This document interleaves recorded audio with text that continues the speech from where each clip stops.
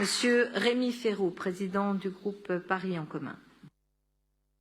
Madame la maire, chers collègues, l'horreur est le quotidien des otages enlevés lors de l'attaque du Hamas en Israël le 7 octobre dernier, comme l'attestent les témoignages des trop rares otages libérés.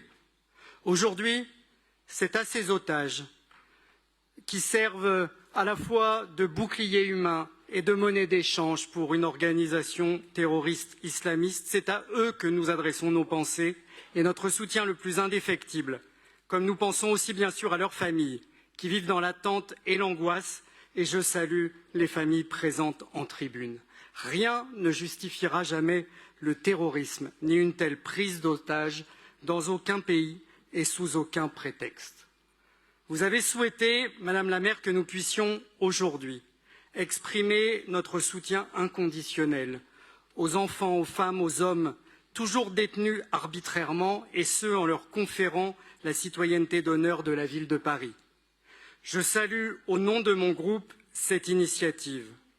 Vous aviez déjà, en notre nom d'ailleurs, quelques jours après l'attaque barbare du 7 octobre, ce massacre antisémite perpétré par le Hamas, vous aviez décidé d'apposer sur le parvis de notre maison commune le nom et les photos de l'ensemble des otages enlevés. Qu'ils sachent, tous les otages détenus par le Hamas, que Paris ne les oublie pas. Et soyons clairs, soutenir les otages israéliens et d'autres nationalités enlevés par le Hamas, ce n'est pas soutenir la politique du gouvernement israélien. Les familles des otages ne s'y trompent pas, puisqu'il ne se passe d'ailleurs pas un jour sans qu'elles ne manifestent devant le Parlement israélien à Jérusalem. Notre position est constante depuis 4 mois. Nous appelons à la libération immédiate des otages, sans condition.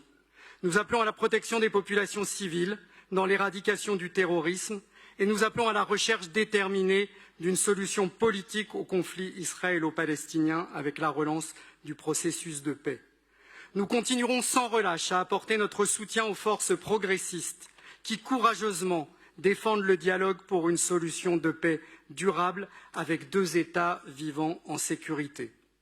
Aujourd'hui, attribuer la citoyenneté d'honneur de la ville de Paris est un acte politique et symbolique fort, une exigence de liberté, de respect de la dignité humaine, de refus absolu de l'antisémitisme et de refus de la haine d'Israël comme des appels à sa destruction. La citoyenneté d'honneur de la ville de Paris est attribuée de manière exceptionnelle à celles et ceux qui se sont particulièrement illustrés dans la défense des droits humains ou qui voient l'exercice de leur liberté fondamentale violemment bafouée. C'est le cas aujourd'hui. Cette citoyenneté d'honneur de Paris participe ainsi à faire de la libération des otages la priorité indispensable, incontournable, indissociable d'un cessez-le-feu et d'une protection de toutes les populations qui ne devraient jamais être victimes des conflits armés.